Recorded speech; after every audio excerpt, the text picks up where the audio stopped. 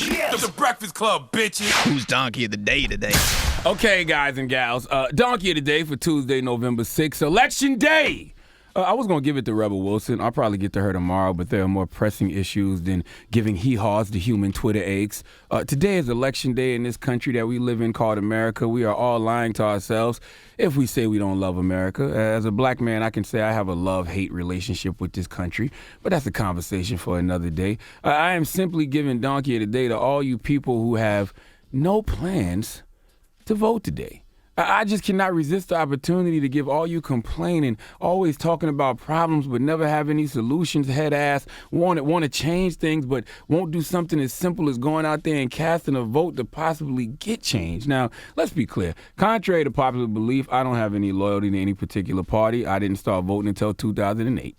I voted for Barack twice, Hillary once, and I have voted Democrat in local elections ever since, but I am not opposed to voting Republican. I just haven't come across a Republican who appeals to any of my interests. If I could vote in local elections without registering to any one particular party, I would. Envy's voting for a Republican locally. I heard this morning. Mm-hmm. I would definitely do that if one catered to my interests. But the truth to the matter is my loyalty doesn't lie with Democrats or Republicans, liberal or conservative. I care about right and wrong, good and evil, God and Satan, and black people. Okay? I think everyone should vote for their own interests, vote for what matters to you, all right? Be selfish in the voting booth. Vote for the issues that directly affect you and yours. Don't vote because Rihanna told you to. Don't vote because Diddy told you to. Don't vote because I told you to. Vote because you have a personal interest and the person you are voting for supports your personal interest. I am fine with that. But what I'm not fine with is you not voting at all. I'm not about to sit here and gas you up and say your ancestors died for your right to vote, even though that is true.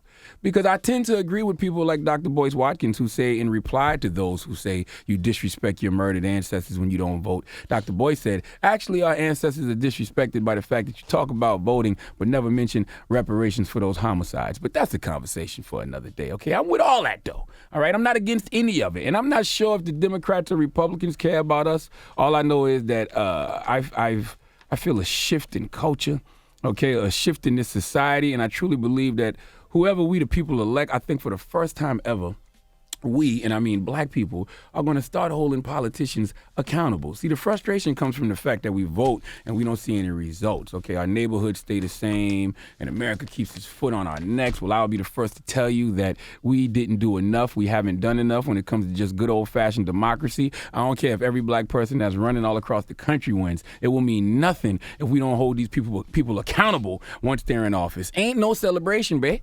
All right, there's work to be done. I don't care if it's Andrew Gillum, Stacey Abrams, Ben Jealous, or Beto O'Rourke, okay? Whoever we put in these offices in these respective states, whoever we elect to that Senate works for us, and we must start acting like it, okay? I understand why you don't want to vote, because you're tired of symbols of change. You want to see actual change. I get it.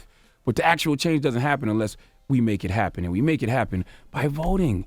By voting the people we want in, and then keep our foot on their necks the way America keeps its foot on our necks. Oh, it's going to be a whole lot of foot on neck action, baby. Because I don't appreciate those memes that I see different Democrats passing around that simply say, vote Democrat. No.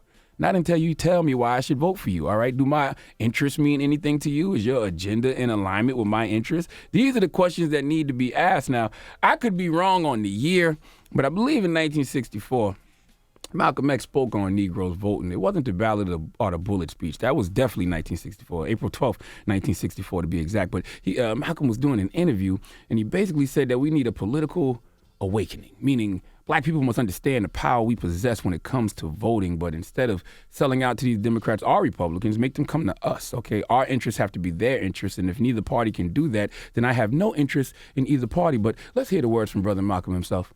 I wouldn't suggest that they vote for any party or either party. I would suggest that the so-called Negroes become politically mature, realize the power that they hold in the field of politics, and then once the person who is running is aware that this man is awakened to the power that he holds, then that person who is running will approach that Negro on a more intelligent plane. As it is right now, most of the Negro leaders sell out to the white politicians for crumbs. And an awakening, a political awakening among Negroes will make it impossible for the present Negro leaders to sell our people out as they've been doing in the past. So you do think Negroes should vote? Negroes should do whatever is necessary to bring about a complete solution to their problem. I could be wrong, but I feel like we are in the midst of that political awakening. That political maturity is here, okay? Malcolm X spoke about, not just voting.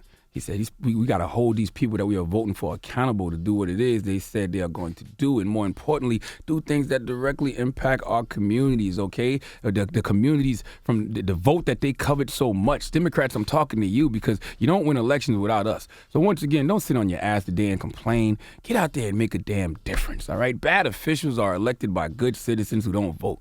In the words of the late, great George Carlin, I truly believe if you don't vote, you lose the right to complain. I think we all realize in 2016 that every election is determined by the people who show up, all right? So people, show the F up, all right? If you don't show the F up, then shut the F up. Because when you don't vote, all right, you get the government you deserve. And I don't have anything left to say other than we do not have government by the majority. We have government by the majority who participate, okay? Please let Remy Ma give all these foolish people who don't plan to vote the biggest hee-haw. Hee-haw. You stupid motherfucker. Are you dumb? All right, well, let's open up the phone lines. And I just want to give guys the email address, votesmart.org, right? If you go on there, you can see who's running in your district and who you can actually vote for, what their issues are, all of their speeches, their funding, everything in one place. Just go see. I know a lot of people have questions, but if you go on there, you can see who's running, what their issues are again. You can see how much funding they got, their speeches, all of that information is there for you. And there's nobody that you're going to like in their whole totality. Okay, so find a few interests that align with yours and vote. Charlamagne the God here, and today's Donkey of the Day is brought to you by the law office of Michael S. Lamonsoff. Don't be a donkey and call my friend Michael if you've been hurt in a construction accident. 212-962-1020. That's 212-962-1020. Don't be a donkey.